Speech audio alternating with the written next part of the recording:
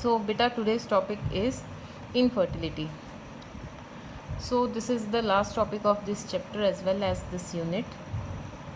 We have talked about methods of contraception, we have talked about population explosion, and we have also talked about medical termination of pregnancy. So now we are going to talk about infertility. Infertility is actually the inability of a couple to produce child. There could be many reasons because of which a couple is not able to produce a child. So there could be the problem in the motility of sperms. Maybe sperms are not reaching to the ovum when the ovum is released. Maybe there is a problem in the uterus because of which implantation does not take place. Maybe there is a problem in gamete production or production of ovum in the female. So there could be many reasons which cause infertility. So the couples which are infertile, the couples which are unable to produce children or child naturally, they are helped in the medical field by some technologies which are called assisted reproductive technologies. Assisted means help. When a couple is not able to produce a child naturally, so there is some technical help which is called ART, assisted reproductive technologies. Now in this topic we have many terms, so you must learn all the terms and you must understand the basic meaning of all these terms, because usually 3 or 4 of these terms are asked in the examination every year. So one is IVF. It is quite popular, you must have heard about it. This is in vitro fertilization. आपको पता है कि दो terms हैं, in vivo and in vitro. In vivo का मतलब होता है नेचुरल हैबिटेट में, नेचुरली वो चीज़ जहाँ पे होती है वहाँ पे हो रही है तो हम बोलते हैं इन विवो. अगर हम उसको लेबोरेटरी में करवा रहे हैं, आर्टिफिशियल किसी जगह पे करवा रहे हैं, आर्टिफिशियली करवा रहे हैं, तो उसको हम बोलते हैं in vitro. So in vitro fertilization, by any reason, if fertilization is not taking place inside the female's body, तो फर्टिलाइजेशन बाहर करवाया जाता है, लेबोरेटरी में करवाया जाता है, उसको हम बोलते हैं इन विट्रो फर्टिलाइजेशन. जब फर्टिलाइजेशन हो जाता है, एम्ब्रियो की फॉर्मेशन स्टार्ट हो जाती है, तो फिर उस एम्ब्रियो को फीमेल की बॉडी में वापस से ट्रांसफ़र किया जाता है, which is called embryo transfer. तो ये जो टेक्निक है IVF, इसको हम popularly commonly test tube baby technique के नाम से भी जानते हैं. टेस्ट ट्यूब बेबी इसीलिए बोला जाता है क्योंकि फर्टिलाइजेशन जो है वो बॉडी से बाहर हो रहा है, वो मदर की बॉडी में नहीं हो रहा है. फर्टिलाइजेशन करवाने के बाद जब एम्ब्रियो बनना स्टार्ट हो जाता है तो वो एम्ब्रियो जो है उसको ट्रांसफ़र किया जाता है inside the mother's body. So it is called ET. So IVF is followed by ET. So this was the first method. Next is ZIFT. It's full form is zygote intrafallopian transfer.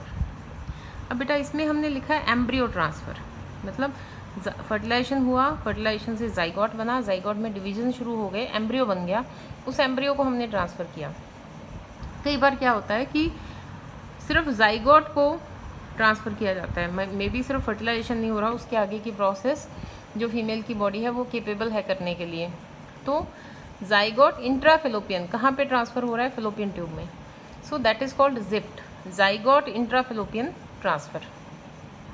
उसके जब zygote को fallopian tube में जहाँ पे fertilisation होता है, जब zygote को हमने फेलोपियन ट्यूब में ट्रांसफ़र कर दिया, सपोज़ यहाँ पे हमने ज़ाइगोट को ट्रांसफ़र कर दिया, उसके आगे की प्रोसेस नेचुरली होती है, which is embryo formation. So formation of embryo takes place naturally. So that is called ZIFT. Next is GIFT, which is gamete intrafallopian transfer. Sometimes जो mother है, she is not able to produce the gamete, which is the gamete egg or ovum. So if the mother is not producing ovum, then gamete,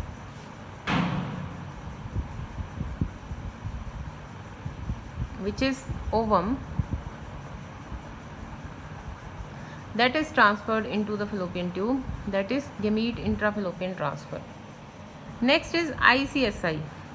intracytoplasmic sperm injection, intracytoplasmic sperm injection. Suppose ये ovum है, इसके बाहर कुछ layers हैं, ठीक है। अब जो स्पर्म है वो यहाँ तक तो पहुँच रहा है, लेकिन वो इसके अंदर एंटर नहीं हो पा रहा है। It is not entering the cytoplasm of ovum. जो उसकी मेम्ब्रेन्स है वो उसको लाइज नहीं कर पा रहा है और उसके अंदर नहीं एंटर कर पा रहा है। तो ऐसी कंडीशन में डायरेक्टली स्पर्म को इंजेक्ट किया जाता है, कहाँ, ओवम के साइटोप्लाज्म में। So that is called intracytoplasmic sperm injection. Next is AI, artificial insemination. कई बार ऐसा यूजुअली हम कैटल्स में करते हैं, जब हमारे पास सुपीरियर क्वालिटी का कोई मेल कैटल अवेलेबल नहीं है, जैसे काउज में, बफेलोज में इस टेक्निक को यूज़ किया जाता है ज़्यादातर। It can also be used in humans also.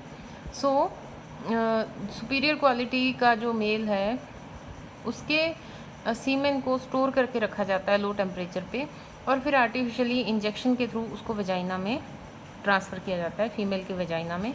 तो वो क्या होता है, artificial insemination. Insemination is the process of transferring semen into female body. It can be done naturally, but if it is done artificially, then it is called AI, artificial insemination. Next is IUI, it is intrauterine insemination. Artificial insemination तो हम vagina में करते हैं, उसके बाद में जो sperm है वो अपने आप फेलोपियन ट्यूब तक रीच होता है और उसके बाद फर्टिलाइजेशन होता है, उसके आगे की प्रोसेस अपने आप होती है। कई बार इंस्टेड ऑफ वेजाइना जो सीमेन है इसको यूट्रस में ट्रांसफ़र करना पड़ता है, that is called intrauterine insemination, which is IUI. So all these terms as well as their full forms and complete meaning आपको आना चाहिए. It should be clear to you, and with this topic our 4th chapter is complete. Now you have to make notes of all the chapters and you must do the NCERT exercise in your notebook. Our first unit is complete.